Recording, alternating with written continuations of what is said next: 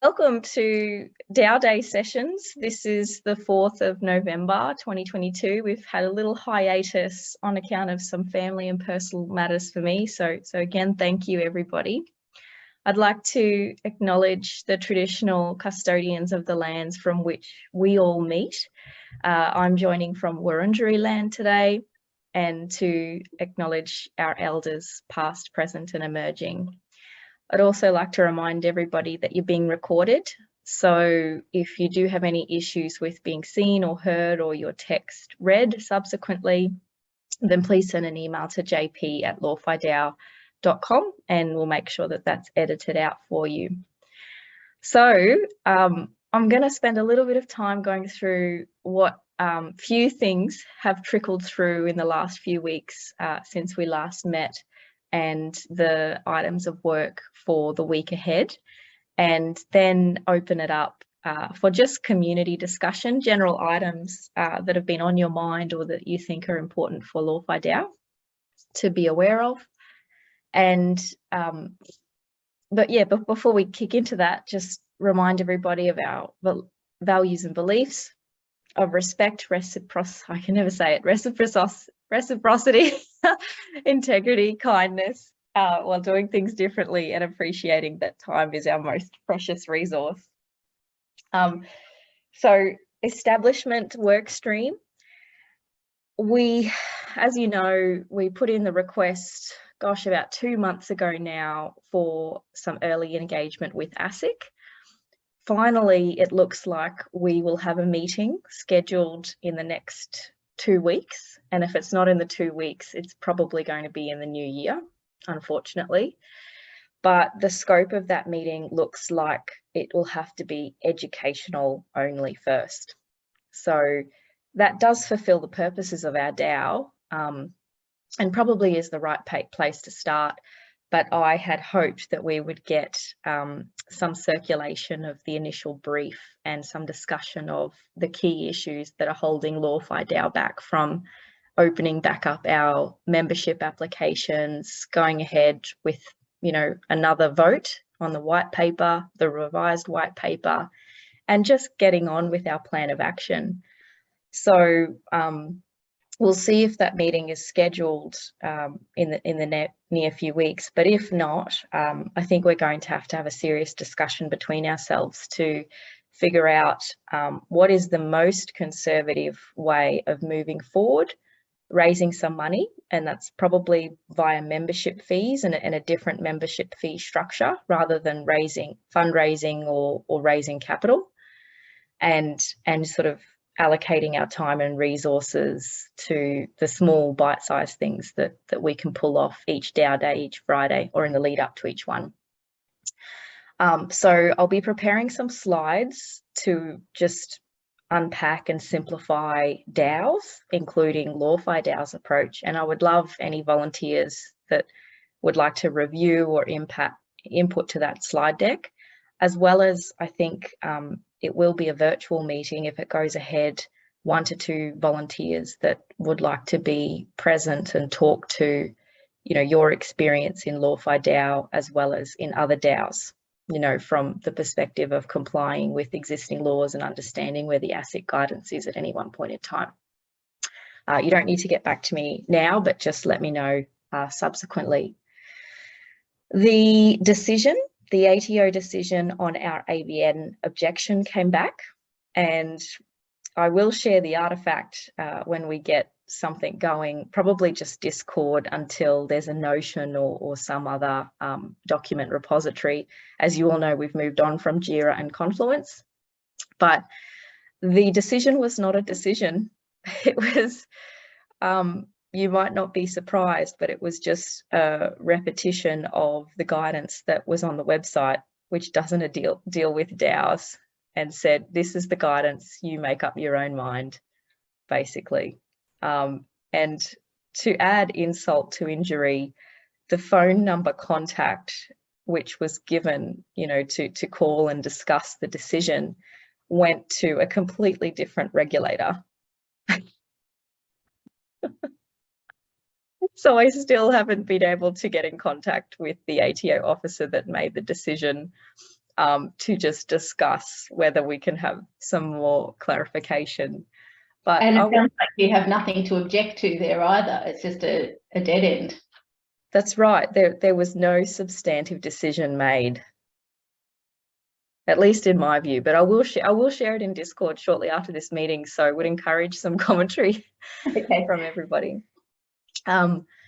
So then, Gordon, I can see in the community building channel, you've started to share some materials about how we can bring our community along, share our story. So thank you so much for that. Notion is the only one that I've started really exploring yet, and have used Gitbook before. Not sure that we're ready for Gitbook yet, but what I did want to raise, and maybe we can have a small discussion on it now, is the white paper, the Lawfy DAO draft white paper, including the track changes that I've processed and sort of got halfway through presenting at our general meeting. The overwhelming feedback since the general meeting is that a lot of the concepts in the white paper themselves need separate primers or explainers as to, you know, why this is the approach that's been taken by Lawfy DAO. And the white paper is already, you know, 20 or so pages. But if a person did want to understand, oh, why did Lawfy DAO do it this way? And to prompt other countries to sort of say, well, this is how we would do it in this state of the US or this European Union member country. That could be appropriate for a Gitbook like sort of storybook, but, you know, open to your thoughts. Well, everyone's thoughts, but particularly yours, Gordon, if you want to think about it. And yeah, sure. I mean, I've not been a founder in a project where we've actually created a Gitbook other than, say, the School of Bitcoin. But I look through many of the projects, say like Alluvium or different projects that have been created in Australia. So yeah, it's the documentation, even of start of if you are joining Lawfy DAO and we're building on ETH, then, you know, how to get your MetaMask safely. And it's the steps through right from the beginning of what you do to join Lawfy DAO. So we could start building some of those out in a doc and then load them up as we see fit and the community thinks. So I think that'd be a good place to just get things started. Yeah, so you see Gitbook as more like that member journey or the stakeholder journey of being involved in Lawfy DAO. So yeah, we could certainly start creating that story and maybe plotting it out, and get some content volunteers to make it look. Yeah, just a bit like the manual. So it's the manual for Lawfy DAO for the users, not the actual code or the back end of it. Just the manual. We also just had Electra just posted up there for Notion as well. If that we're using Notion on a couple of projects. Yes. So there was Clickable, Notion, a number of other ones, but yeah, our the Stacks community overall, the Stacks blockchain community use Notion for our team building and activities, and we're using it now. So that's just a bit of reference for us anyway. Yeah, it seems like a lot of projects defer to Notion. It's very easy to use. Although from my experience, I'm still having trouble just setting up some of the Notion pages. The warning messages I keep getting are that there are existing pages with the titles that I want to call them, like establishment and community building. So I've got to get more creative with the page titles. It sounds like just basic human error, friction. The other thing is that everybody who attended the general meeting should have received your POAPs now from Greg Oakford. If you haven't, it means you've either not replied to give your permission to share your email with Greg, or that it's been lost in the email ether. So if either one of those is the case and you would like your POAP, please just send a reminder note to jp@lawfydao.com and we'll make sure that that's forwarded on to you. Now, the last thing on the establishment work stream today is that discussion about raising money with the money token, and whether one of the proposed changes we could make to the white paper is that similar to a lot of projects that lock up the tokens, typically the governance tokens, which are used to raise money, they lock them up for a period, might be a couple of years, until the project has reached or delivered what it said it would, or reached some other milestone. In LawFi DAO's case, it could be appropriate to raise money with the money token. Obviously, at the moment, it has no governance rights, but that to be on the conservative side, we lock up the money token, so it can't be traded on secondary markets, you know, on DEXs or even listed on centralized exchanges, until there's a regulatory framework for the sharing of tokens that have been used to raise money, which is clearly in the bucket, well, arguably clearly in the bucket of something that would be a security or a financial product, at least in the regulators' minds. So the tough thing about multi-purpose tokens is, even though they might be initially used to raise money, they might have that utility function subsequently. And so you acquiring it on the secondary market is for, you know, a use for the utility. And that's the tough thing. We can't break up parts of the token to say, oh, this part was regulated, or it was only regulated in the first part to raise capital, versus when it's used for its utility. Our legal frameworks just break down at the moment. So that could be a middle ground that we do raise with the money token, but it's non-transferable as well until we can get some clarity there. Obviously, the investors, which would include the likes of VCs and hopefully retail investors as well, is this sort of spectrum of, if we get regulatory clarity, this could be some sort of investment instrument where you speculate on the public good utility of LawFi DAO rather than the revenue streams that you would with a typical investment in a for-profit company. Now, if we don't get regulatory clarity in the next year or next few years, that investment is more like either a loan that's forgiven or like a donation. And in VCs, you know, whilst they do all of their due diligence, and Leah, please correct me if I'm wrong with any of this, you know, defer to your experience totally, but not every VC investment succeeds. And if it doesn't succeed, it's just treated as a loss. And so for me, I'm just, instead of using the word loss, I'm using donation, because we've got that public good aspect of our purposes, and the donation has still gone to building something that is open source and that the community can benefit from, but it hasn't eventuated into an investment that sort of it can be speculated on. So that, even though we already have that example in VCs that it's either, you know, you're going to earn a return or it's going to be a loss, in this environment with tokens, because of the extra scrutiny and the desire to protect retail investors that don't have the resources to do their due diligence, is it right for us to have such an extreme spectrum of options? So if we get regulatory clarity, this is something that perhaps you could earn money from. It might accrue in value. But if we don't, then you've got to be willing to treat your investment as effectively a donation or a forgiven loan. And I'm just myself uneasy about providing that wide spectrum of possibilities, including to retail investors. Maybe that is something that needs to be left to sophisticated investors. My gut feel to that, Joni, is it probably needs to flip the order, because the issue is going to be the other way around.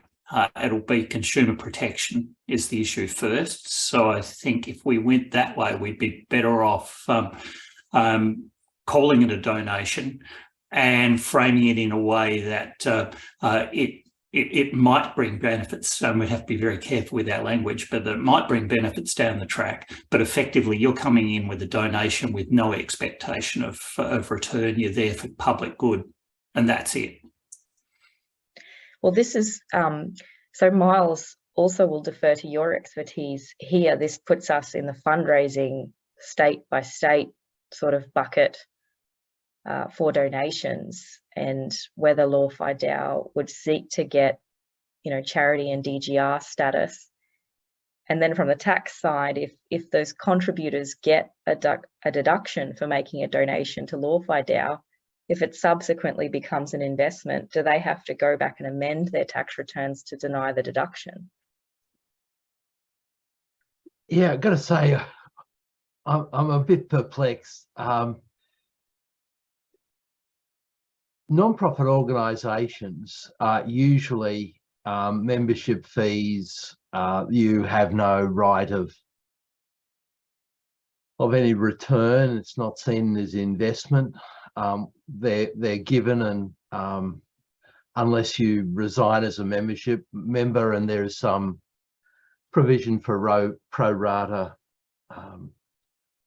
refund, then that's the end of the matter. So when people leave a non-profit association, they don't take any notional capital with them.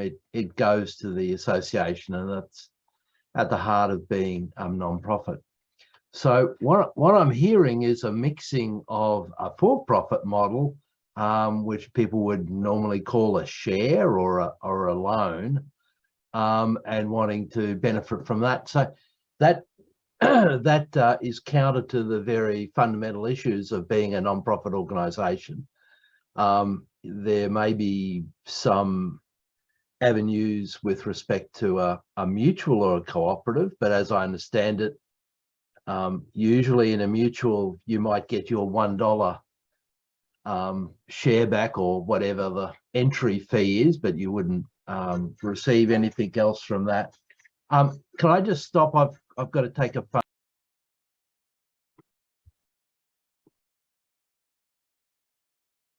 With all of us, it's so core to not-for-profit and charities literature and law that is sacrosanct, that you never change that not-for-profit purpose. So what piques my interest now is I probably want to do some case law research about entities that have sought to change from not-for-profit to for-profit status. Yeah, you can do that. Yeah. Yeah, you can do it. It's quite unusual, but yeah, it becomes with tax consequences. In Melbourne, the common example is that there were bowling greens all around Melbourne. Everybody moved to Queensland who were in that demographic, so there are lots of spare bowling greens. The land was good for putting up high rises and whatever, so the bowling club would sell it. And what happened to the funds were interesting. Sometimes the members divided it between themselves. Sometimes they were donated to another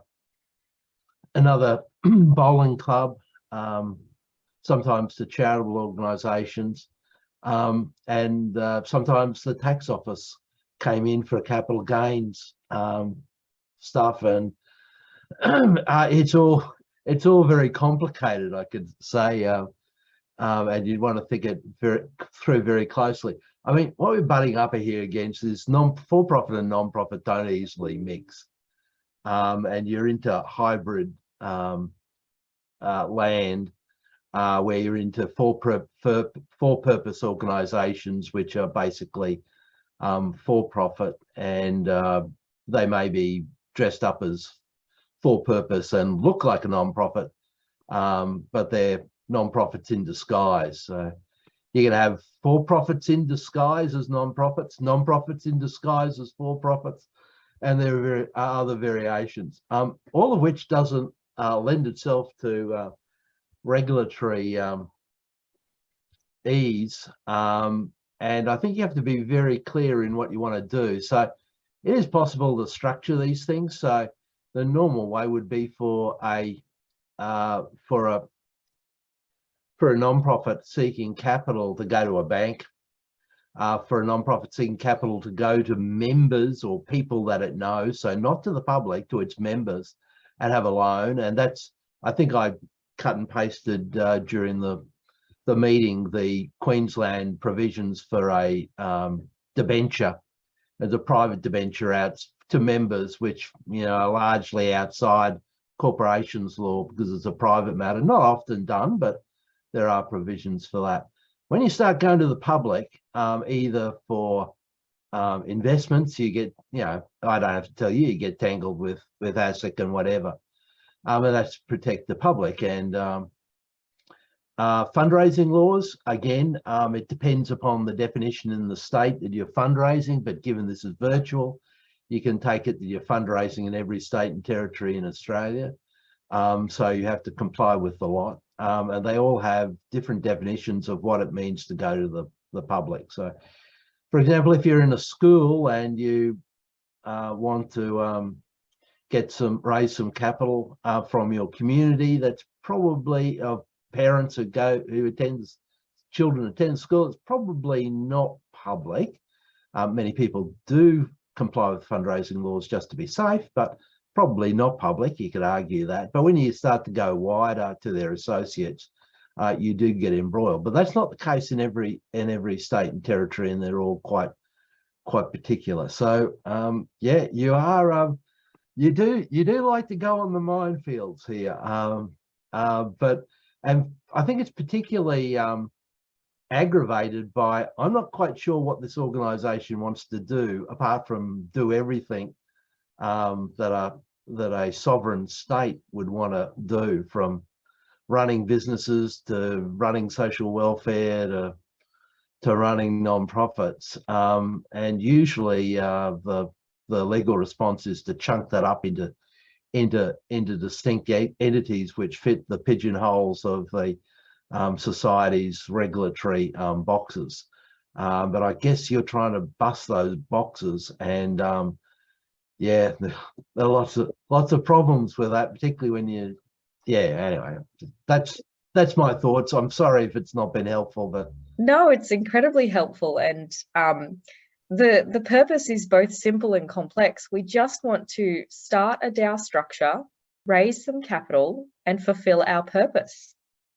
Launch I mean, you and I know the bottom line is, if you're raising capital from the public, you've got to comply with the corporations law, which is both expensive and difficult and problematic. Yeah. If you want to raise funds from a select group of friends and acquaintances, which is not public in nature, then it can be done through a non-profit form, but there are difficulties and regulations with respect to that. Mixing the two is dangerous. One, you may never get there, and two, you may have some heavy-handed personal liability from the regulators in this sphere. So, Arturo and Leah's hands up. I wasn't sure whose hand went up first. Leah, I might go to you, and then Arturo. Yeah, mine is just a really quick one, just to kind of go off what Miles was saying about the importance of, you know, deciding whether you're for-profit or not for-profit. Because if you're going down sort of the VC route, yes, there is sort of an assumption that, you know, 9 out of 10 times the startup might fail.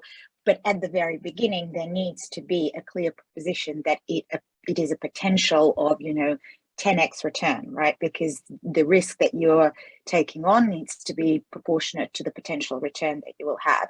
So I think if it is a not-for-profit, that it will be very difficult, and potentially maybe something like angel investment is a more sort of viable route to go down at the early stages of fundraising, as opposed to VCs, because every VC will have, you know, an investment thesis, and they will need to jump through the hoops before they make an investment and satisfy those sort of key metrics of, is there a target market, is this scalable, is the return possible? So I think yeah, just kind of really defining and nailing that down would be quite important before going out and trying to raise. Thanks, Leah. Always sage advice. Arturo, did you have something to say, or has it been dealt with?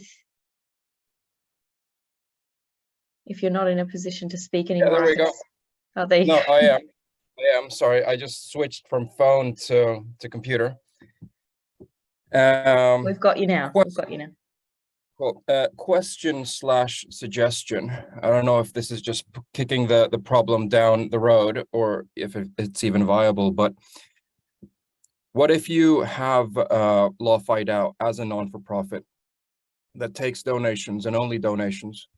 This non-for-profit then, let's say, supports or invests other DAOs where members of these DAOs would only earn governance tokens if they actually achieved certain things, milestones. So they basically worked for the token, the governance token, that is. And that work for governance token could yield to earning, you know, a dividend or something from it, right? But you keep those separate. So once is a donation, stays a donation forever because it is a non-for-profit that supports things, and then yeah, go down that route. I'm sure there'll be a few comments on this one, but my initial sort of blunt understanding of it is that despite there being a donation initially, that LawFi DAO would be like a temp or a contracting agency where the members of LawFi DAO, by providing services to the other DAOs, those members get the governance tokens, but LawFi DAO doesn't necessarily get the governance tokens. So it's sort of like a middle agent to get the members hired in other DAO projects. And I'm not sure that, I mean, that's a possible structure, but I'm not sure that that's necessarily a way to get to deal with that mixing of for-profit and not-for-profit purpose. But you know, open to anybody to make a comment as well, or we can come back to it. But I like your innovative thinking, Arturo. I've put in the chat, the UK has a hybrid company form for non-profits, which allows investors to take a profit, a capped profit, with an asset lock, and it's called a community investment company. Australia used to have a legal form which would allow this many years ago, and I've been wondering whether I should write an article saying that it should be revived just for this purpose. And it was the company limited by guarantee and shares. Company limited by guarantee is a common non-profit form today, with most large non-profits being companies limited by guarantee. And company limited by guarantee, basically members don't have shares, they're just members, but they guarantee to pay a sum if the company is wound up being unable to pay its debts. Usually that sum is very nominal, being $1 or $10. You might remember the National Safety Council in Victoria, which went down the gurgler owing about $360 million, and its guarantee was 1 guinea. The problem was that the membership records hadn't been kept, and so the liquidator didn't collect any guineas off anybody. But a company limited by guarantee and shares was a real platypus of the corporate world. And that is that not only was there members with a guarantee, but you could also have shares in the company. And these shares provided the capital. And they're often used by old forms of co-ops. So the shares were provided and there could be a return on those shares. Last time I checked, there were, in Queensland, there are about eight companies limited by guarantee and shares that remained. I mean, though you couldn't create them, if you were them, you were able to think. So one was I think it was the Mornington Island Cooperative in the Gulf. I think another one was a legal firm, believe it or not, a very big legal firm in Queensland. It was a company, had a service company, it was a company limited by guarantee and shares. And the McLeod Golf Club, from memory, was a company limited by guarantee in shares, which was an early golf club, which I believe was ladies only. And they raised capital to buy the golf club land.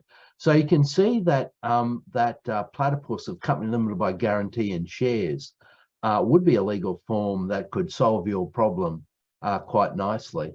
But the UK CIC form, which there's a lot of information about in the UK, would be more bespoke to what you want to do. So these are all ways that you could wrap up a DAO. Yeah, look, interesting ways.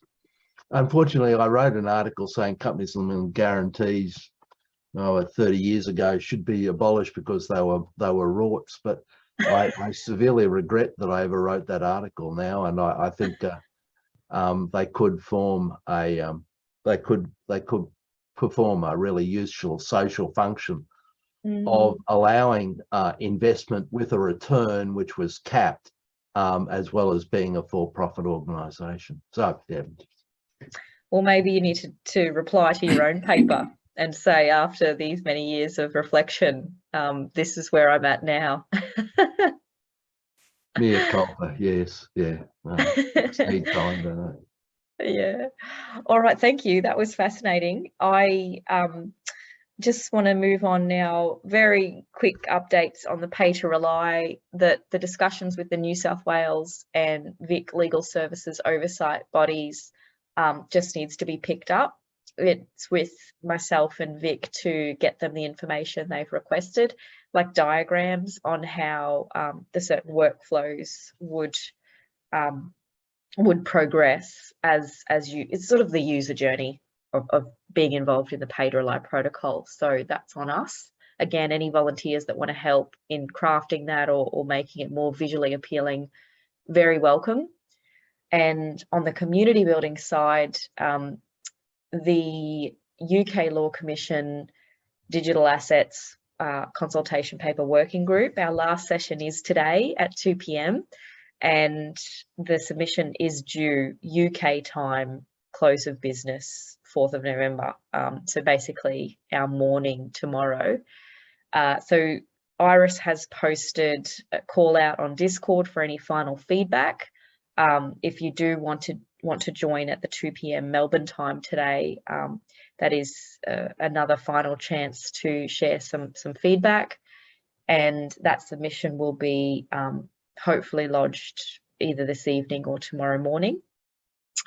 The Digital Finance Cooperative Research Centre had asked for pilot use cases for CBDC. LawFi DAO probably could have put one in, but ultimately we didn't, because we had to have the funds to pay developers to participate in the pilot, which we don't have that extent of resources at the moment. A notice came out yesterday that they received 147 or so pilot use cases from industry, which is incredible. I would love to see the list of the proposed pilots. I'm not sure if that will be made public, but they've said that for those that couldn't participate or submit a pilot, including because of lack of funds, that they're still requesting research use cases. So that might be something that we consider in a further community call or even our establishment sessions, or just through Discord. The key case study I had in mind is, obviously we're having an extreme amount of difficulty. The bank that we were trying to get a bank account with came back and said they're not in a position to be able to bank DAOs, despite how centralized we are.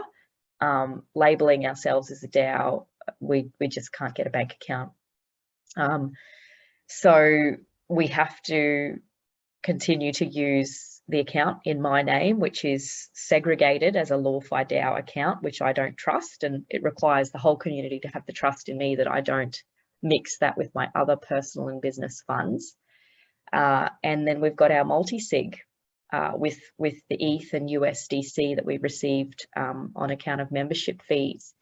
Now, if we could receive membership fees in CBDCs and pay the various things we need to in CBDCs, it seems like a very basic use case, but it allows a lot more streamlined functionality for a DAO to interact with the existing businesses in the Australian economy, including other economies, without having to go through each merchant wanting to decide whether they accept payment in crypto, such as ETH and stable coins.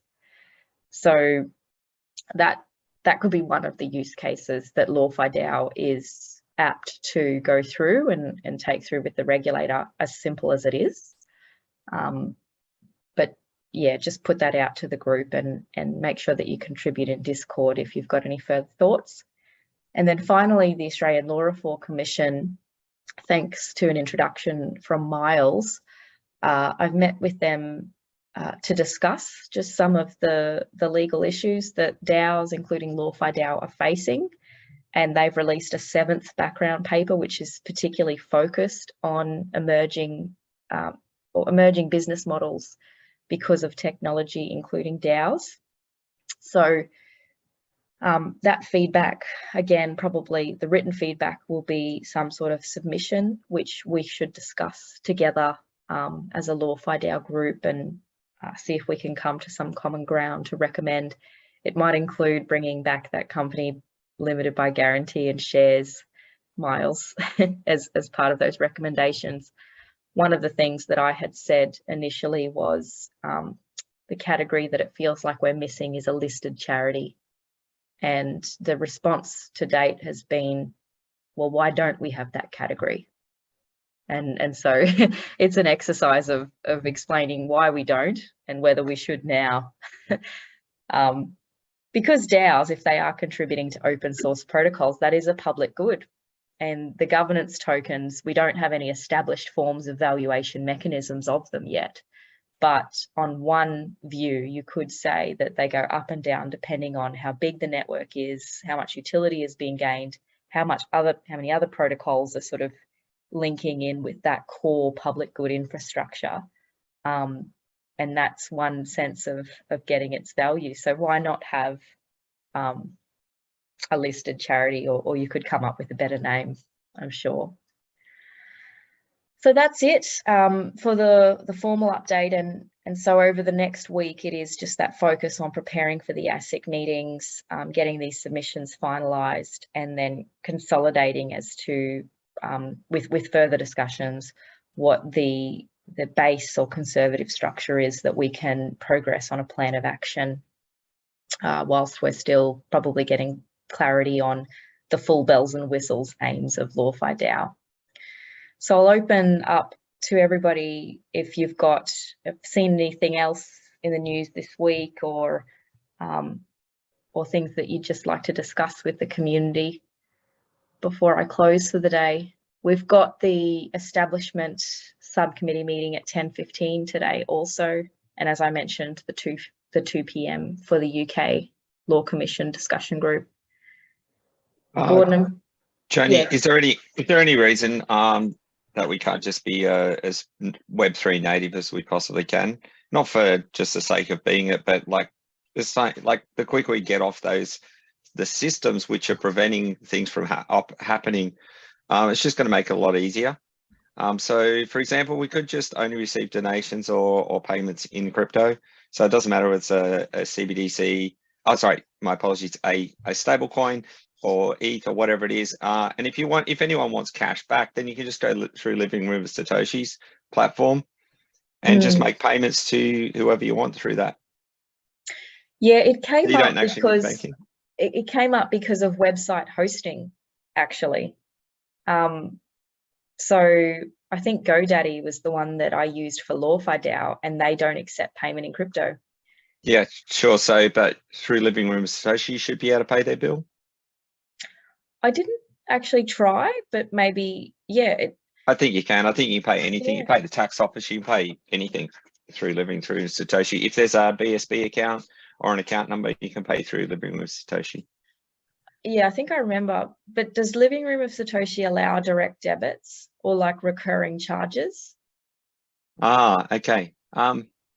There is, we can look into that. There was in 2017, there were some companies that Yeah. there was an application in Australia that was allowing for direct debits in crypto. I just have to look back and see if they're still around. Yeah, it would be good to round out because that was the main reason why I segregated and created a specific bank account and got a card, because I needed to link the card to GoDaddy.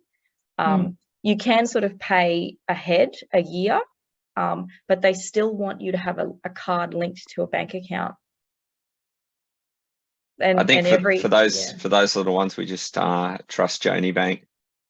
And don't hold the rest back. But yeah, there are lots of payment solutions coming out on like Lightning at the moment, and trying to fix all these little things to make businesses operate in a crypto native way. So and maybe there are domain hosts who do too.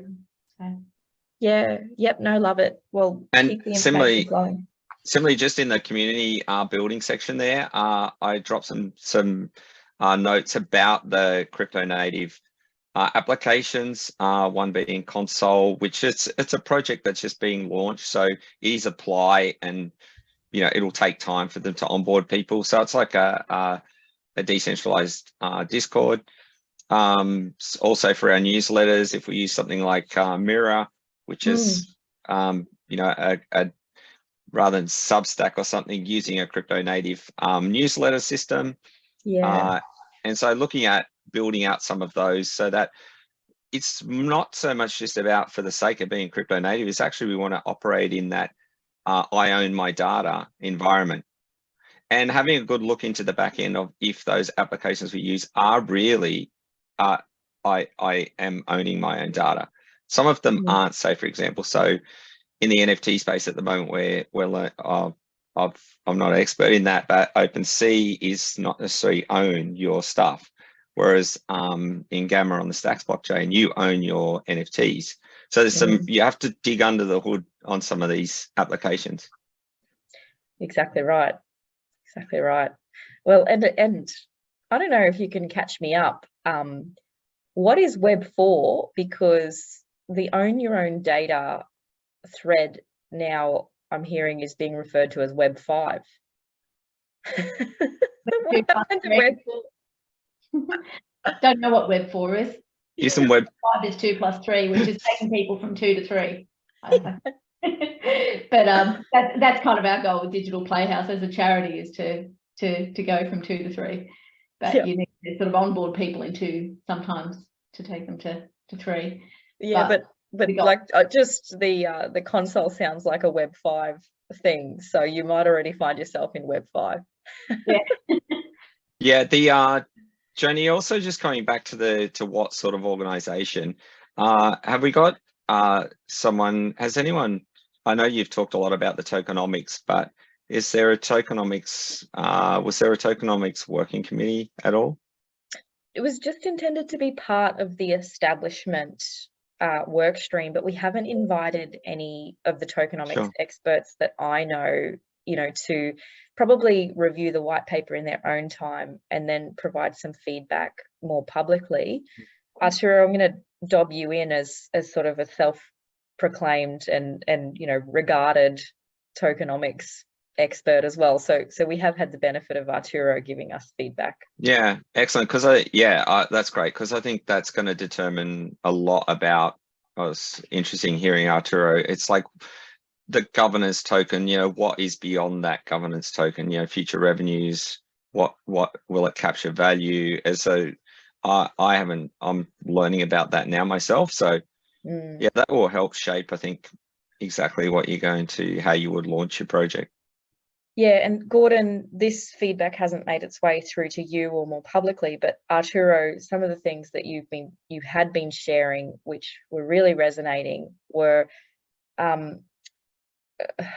maybe you call it tokenomics, but maybe it's part of the broader ecosystem, is for more of the professionals that contribute the pay to rely products, they get this organic ranking and profile as well. And you know, you could have different ways of contributing that also increase your rank or status within the DAO, and then how it's seen from an outward in perspective. So you're building your CV of sorts, and an ability to earn incomes outside of Law-Fi DAO, even though you might be contributing for our not-for-profit purposes in this DAO. So again, that's that dangerous mixing territory of for-profit and not-for-profit. What's your true intention, which we just have to be very careful of, because we're aware of the legal considerations, but most DAOs are not, as they come up with their tokenomics model and their incentives. Yeah, we're in a bind. Thanks for that. Lots to learn. Awesome. Yeah. I'd love to catch up, Arturo, in an after session. That'd be great. All right. Well, I'll do one last call for comments or questions. Okay, everybody's happy. Good. Well, I'll see some of you for the establishment meeting coming up shortly, or the 2 p.m. Otherwise, please have a lovely and restful weekend and a great week ahead. Thanks, everyone. Yeah, bye. Thank you. Bye.